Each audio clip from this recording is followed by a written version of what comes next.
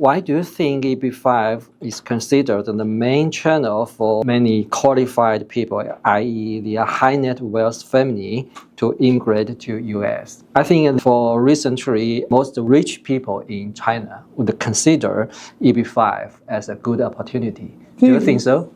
I think when the EB5 started, it's not my recollection that it was designed for rich Chinese. When it was designed, we didn't even know about the rich Chinese, but it was to create jobs for American workers.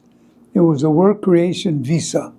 And we thought, well, this will stimulate the economy, and it's a good way to get people to invest in America.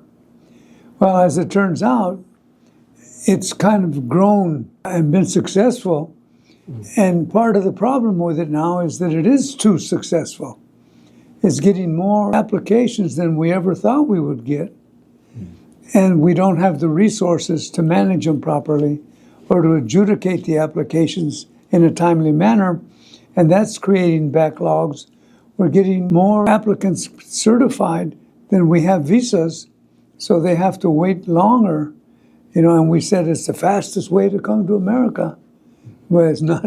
There are other faster ways. And so it is, and it was, and I guess it always will be, a way to try and stimulate infrastructure development in America. I would like to see it spread out further. I'd like to see more countries involved in it. But it's expensive. It's not for the faint of heart. $1 million. How many people have $1 million they can just invest it in something that may or may not work in a country where they don't speak the language, they're not part of the culture?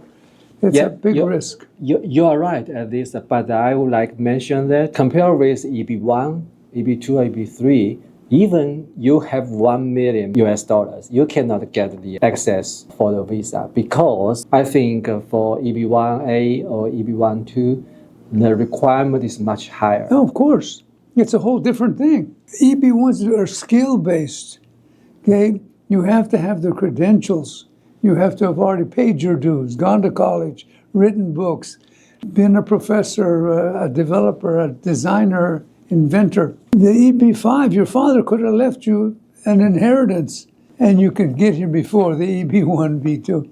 It was aimed at getting people to put money into the United States, into our infrastructure. I'm glad that the Chinese are investing, but so are the Indians, and so are the Vietnamese.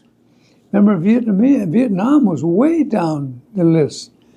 They're coming up very quickly. Colombia, Venezuela, El Salvador. We're getting EB5s from those countries. And so it's beginning to spread out. But right now it's the four: India, China, Taiwan, Vietnam.